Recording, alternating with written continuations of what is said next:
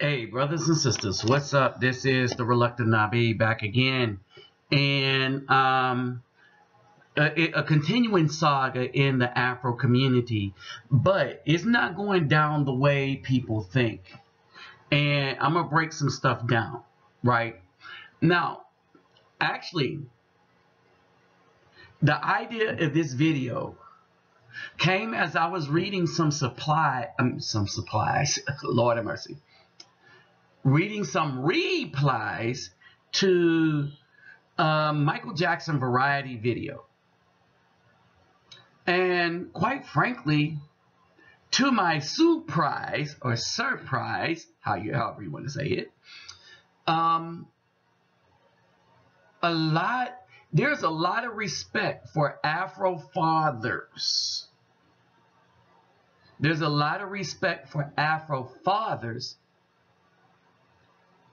by the Caucasian community, whereas I don't see that same respect for Afro fathers by let's stop saying Afro, because the Afro people respect Afro fathers. Black people, like Chris Rock said, right?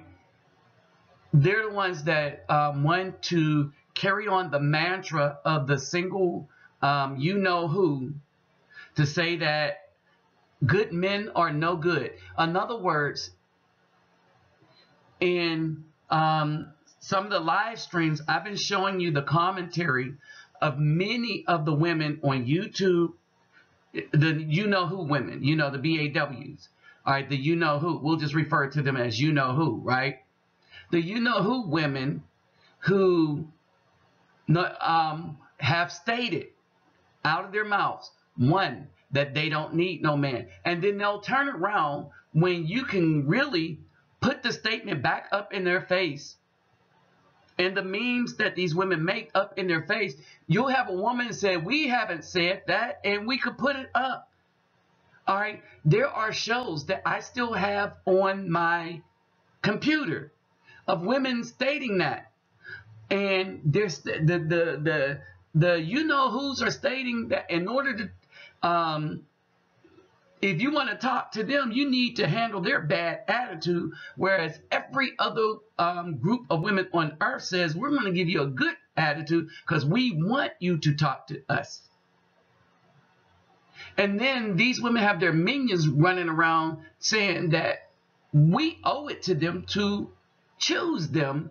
But how can you choose a person that hasn't chosen you? Think about that. They don't want to choose you, but they want the right to refuse you. Right? But then this is the same group that when you're trying to be a good father, look at you as if you are a bad person. And this is where we come up with the villainization of good Afro fathers. The only time they want a good father in their life is if they want him. Hold on for a second. Okay, and so this is where, sorry, I had a phone call, and I had to shut that off rather quickly. All right, but this is where we get into the villainization of good Afro fathers, whereas the only time in the black community that the you-know-who wants a good man to be a good father is when they want him to raise somebody else's child. And the law averages say that the child that they want him to raise are the child that's an offspring of a really, really, really bad idea for a father, such as a thug or a felon. Because this is what they're saying they prefer over the good man until they hit that wall and hit troubles with the children. And then they want the good man to come in like Johnny on the spot to save them and take the risk of anything that may come from them children. And we are saying it's not worth it. But that's another video or a continuing saga. We're talking about the villainization of good Afro fathers. And the people that's doing the most villainization of the good Afro fathers, guess what? It's the you-know-who and her minions, the Triple S crew. All right? So before we start breaking this down a little further, let me remind you, let's get those thumbs up, likes, share, subscribe. When you subscribe, click the notification bell. And if you want to help me and help this channel out in what we do in the communities, we can now say around the world, my Cash App and my PayPal me will be in the description box. All right. But remember, you take care of yourself and family first. All right, so let's get further into this breakdown. All right, so there's an ongoing Facebook beef in a section where dudes, young guys, the children and the product of the single parent household that's run by the quote-unquote backbone Mother Earth, Queen of the Universe, right? The Queen of the Universe got her offspring thinking that they are less than because they are male. Because to her, Afro men ain't SH.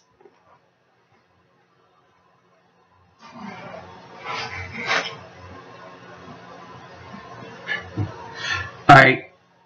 I wanted to look something up real quick, but I don't need to. This will be enough. Now, let's break this down further. Then you got on Facebook a lot of these noodle whipped dudes making memes like, man, it's a problem when the Afro man is dating outside the community, right? But none of these guys address people as a whole. Everybody only addresses what the man is doing. But when when a black woman finds love outside of the community, she is lauded, paraded about, oh yes, you can't help who you love. All right. And I told people that this is a form of servitude, that a lot of these people have trained their sons to think that they are slaves to the system. And the system masters happen to be you-know-who. All right. And then the other metric, a lot of these women are running around on Facebook saying that the Afro men are the worst fathers ever. Way worse. And they're not talking about closely worse, but they're like, we're not good fathers at all. Wait a minute. So this gets into the who are you messing with? Oh, we know who they're messing with because they've said it. Y'all saw the statement that a woman made yesterday. She said that dudes that go around taking lives and thugs are better treat. Hold on, not everybody, because the other women don't want dudes like that in their lives. But hold on, they treat them. These young Afro women, nope, they're not Afro women. Sorry, they call themselves black. These young black women better than good men or schoolboys. And what they mean by that is they don't tell them what to do. They just come, create a whole bunch of children with them, give them a whole bunch of risk, hell, and disappearing. But at no point do they take charge over the house. At no point do they take care of a house for them women. And that's what they like about those men. But the guys that come and try to leave a legacy, they don't like that until that guy, like Kobe Bryant, passes. And then they realize, wait a minute, all his legacy just went to the other woman. Oh, we're upset. Yeah, we didn't want him. Yeah, we treated him like dirt. And yeah, we curbed him. All right. But still, he still should have waited on one of us to get old and hit the wall so that we could look and have him as an option. And brothers are saying, no, we're not playing that. No. Now, I wanted to give you enough time to look at this. All right. This is the worst father thing versus the worst mother thing. Statistically speaking. Statistically speaking. Because I was taught all my life that Afro men weren't no good by not the Caucasian people, by the BAW, by you know who. All right. But as it stands, if you look at this is being involved that this made the New York Times or the New York Post. I can't remember. All right. But a lot of newspapers, this was eye-opening to a lot of newspapers. Right. By most measures, black fathers are just as involved with their children as other dads in similar living situations, or more so, according to a new report by the National Center for Health Statistics. And the New York Post broke it down when looking at all the numbers, and the Afro men, which is in orange, come out on top statistically.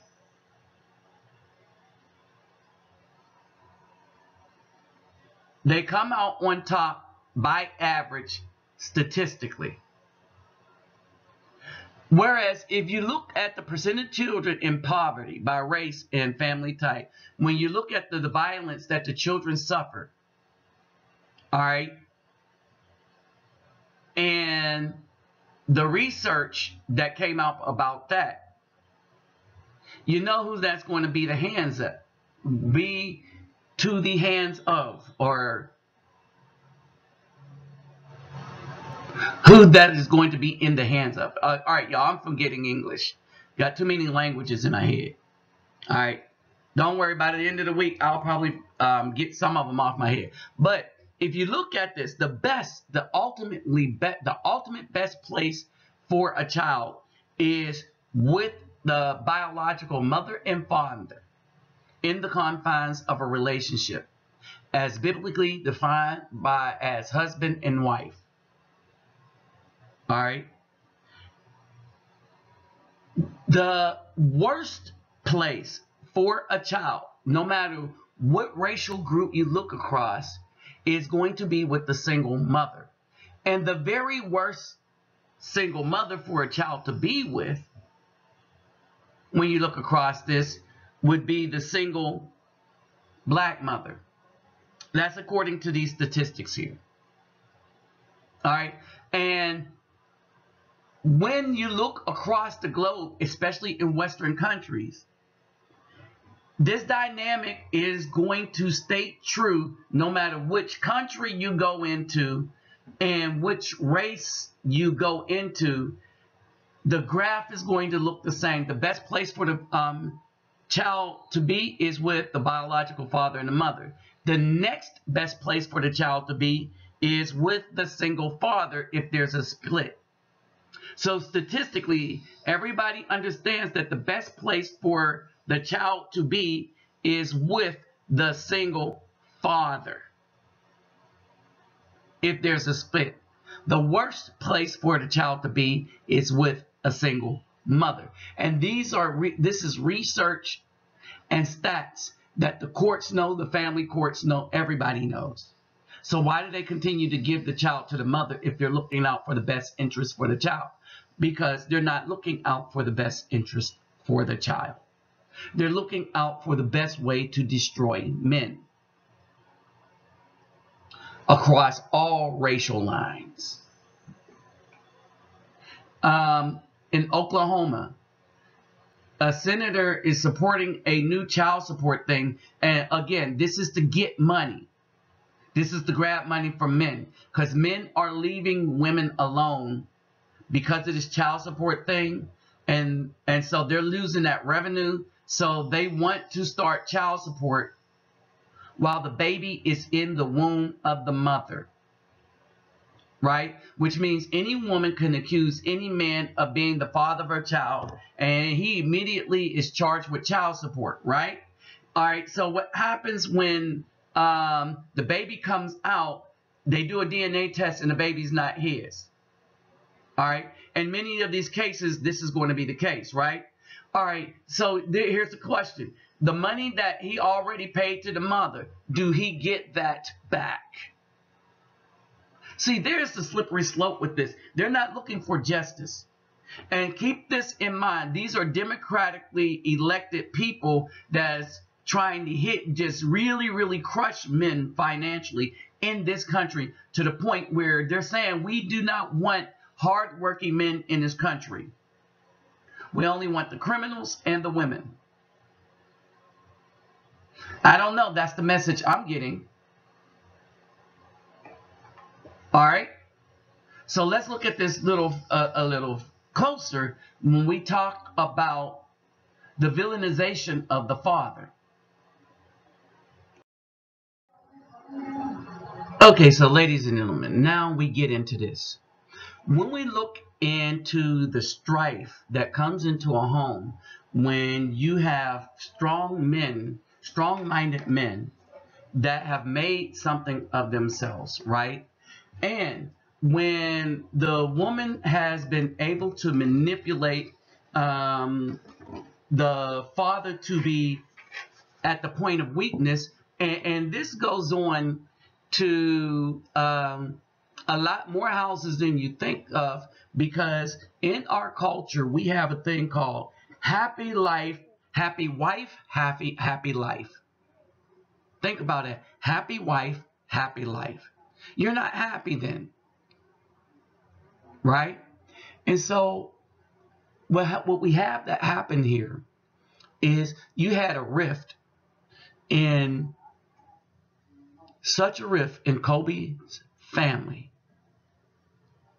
that his parents, as a result of his mother, his mama black, his parents did not show up for any of his big events, to include his marriage.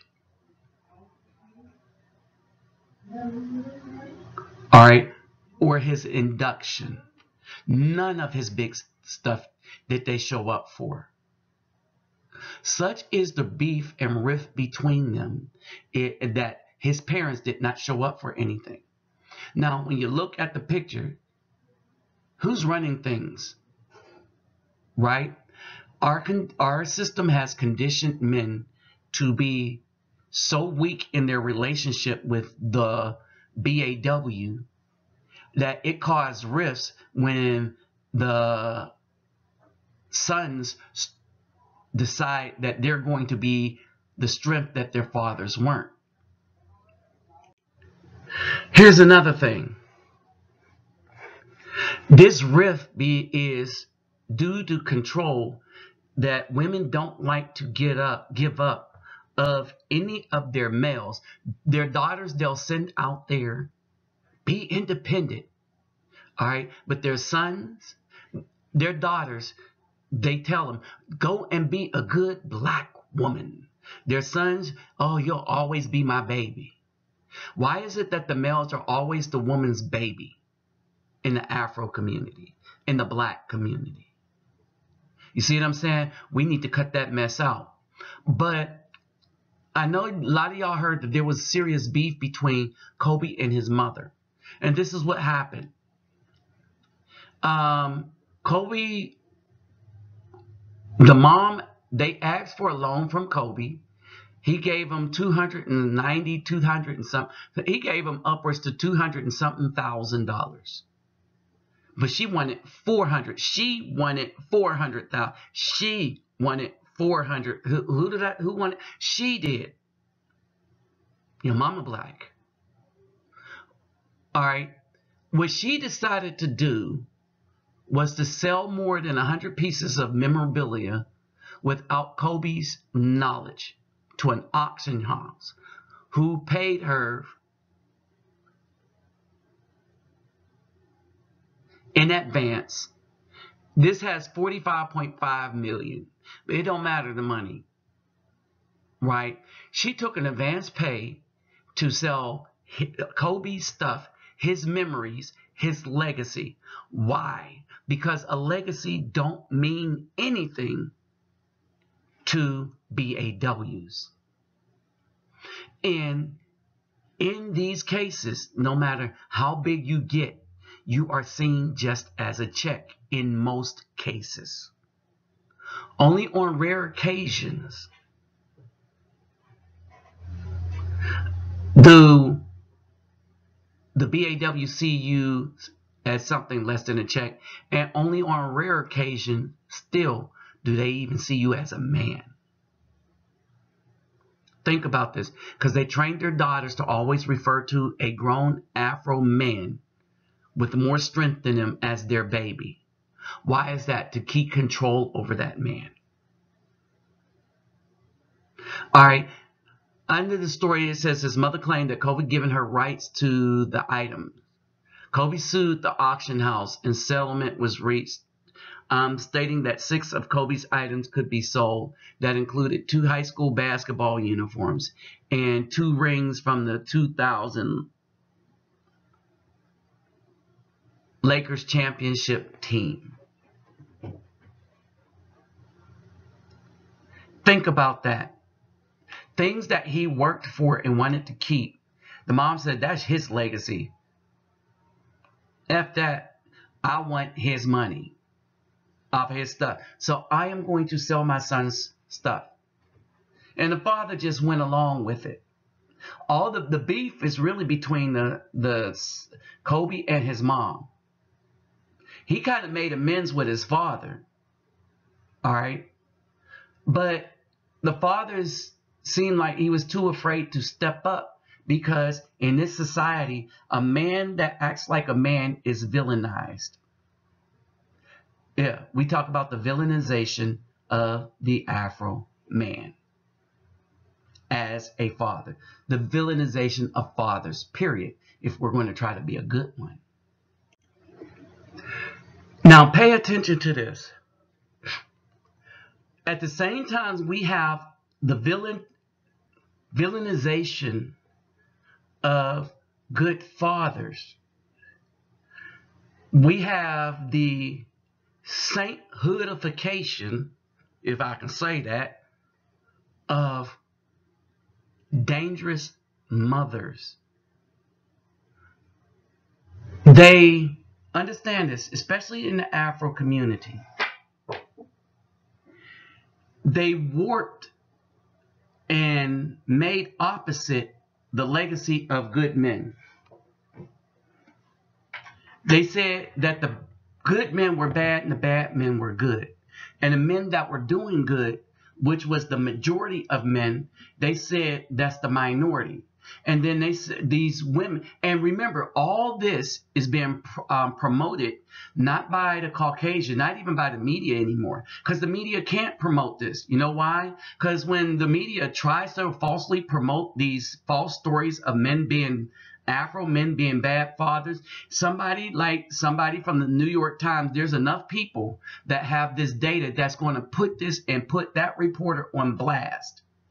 And that reporter, for putting out that kind of false information that Afro men are the worst fathers, because that is now known to be false, all right, those people would lose their jobs. But you know who's still putting out that narrative? You know who? You know, the BAW, you know who? All right. While at the same time, the media and everything is trying to hide the truth of really dangerous activities. So we get into this by breakingthescience.org. Simplified data from the Department of Health and Human Services. So this comes from the Department of Health and Human Services.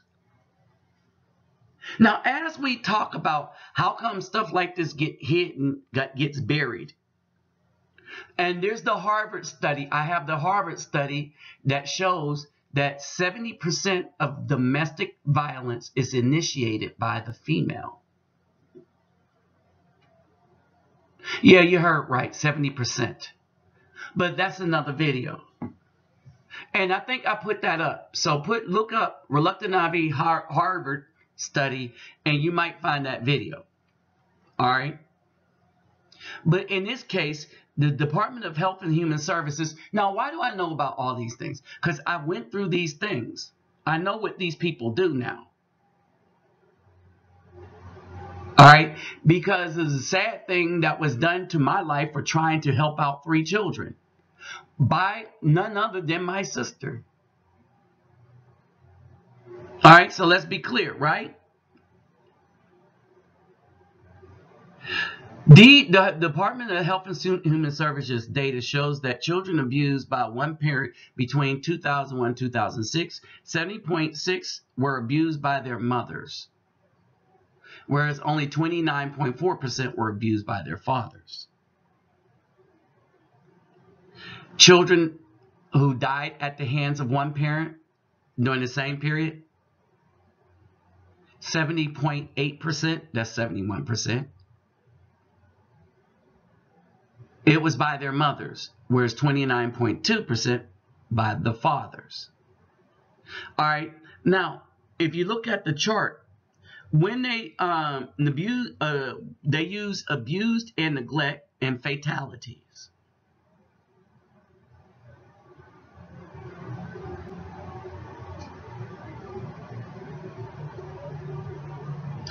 Mother involved, that we're talking, when we say mother, we're talking about biological mother.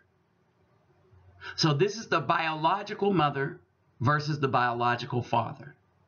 Like I said, the Department of Health and Human Services has this, which means all the courts that's saying that we're looking out for the best interest of the child should know this, is because this is the data coming from the Department of Health and Human Services.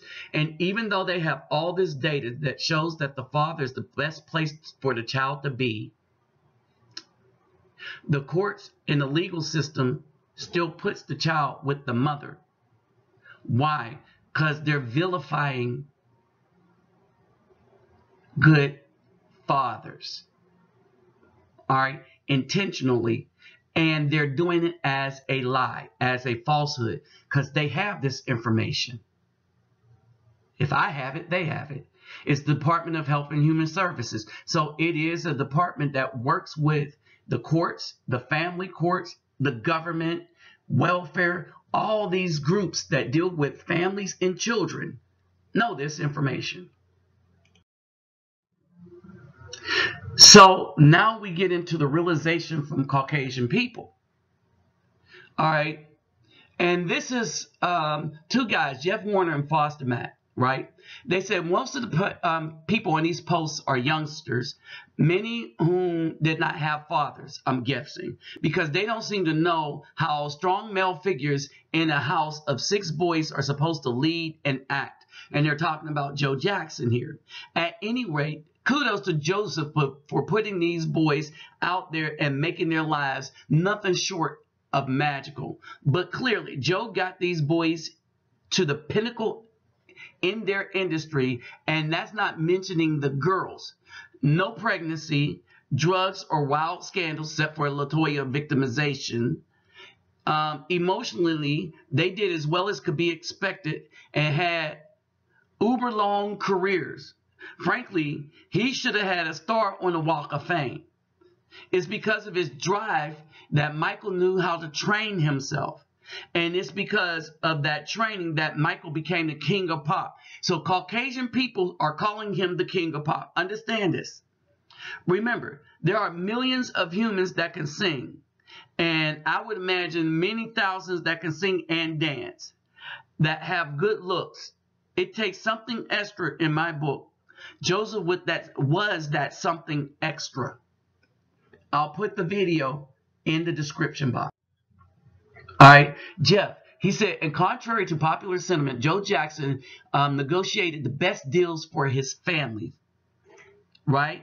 He goes on to say, I grew up in the late 70s and 80s and didn't know a daddy that wasn't strict. But for a man with no form of entertainment law experience to get his sons out of Motown contract at the height of their careers, walk into ABC boardroom and maintain intellectual property rights and creative control of their products, he has never been given the credit being one of the most powerful business men in the industry. And as far as I can tell, Michael's problems didn't seem to come until after the separation of his father as his manager, after the Thriller album. I could be wrong, but that's what I noticed. Think about that, people. They vilified this man, and by all accounts, if you look at everybody in his family, to include the females, they did better than expected considering the Hollywood lifestyle. He died, and no one showed him any love because the vilification of him, because he did all that as an Afro man, and you know we can't get credit for anything. He raised these boys to not really have any trouble, and Michael's scandals came as a result of lies designed to extort money from him, because for some Caucasian people, they thought, they was like, this is low-hanging fruit. This is so easy because he's black, we're white, and the court in Hollywood and all that stuff are going to forever accuse him if we accuse him of anything of the matter, because it sticks whether he's guilty or innocent. Turns out he was innocent and they were extortionists. Then you have this man, by all accounts, all right, a good husband when you look at what he did according to the commandments, according to Hollywood standards, feminist standards, maybe an okay husband, but no one can question him as a father. He was an excellent father to his daughters, according to all accounts. A flawed man that was an excellent father. That's what we all are. That's what we are all flawed, and we try to be good fathers. But in this country, that is just not allowed. To be a good father and a good Afro man is vilified in Hollywood, in the media, but in particular by our own community. Think about that. Y'all, my final thoughts. Brothers, we need to stop letting the you-know-who define who we are. Matter of fact, we need to just leave them alone. They wanted us to leave them alone, so let's leave them alone. All right, period. I wish we could be with them, but they made a choice that anybody is better than a good man. A good man with standards, a good man that could leave a legacy. They want the legacy, but without the man. They want to come in not having put in any work and giving the man any joy and happiness. And they still want to come in and get his legacy. No, that ship has sailed. So brothers, you tell me what you think. And don't fall for this. Y'all know what this is when you see this. All this stuff, this smoke and mirrors, this vilification, while giving women sainthood who's doing way more damage. You know what kind of fool we call this. With that said, I'm out.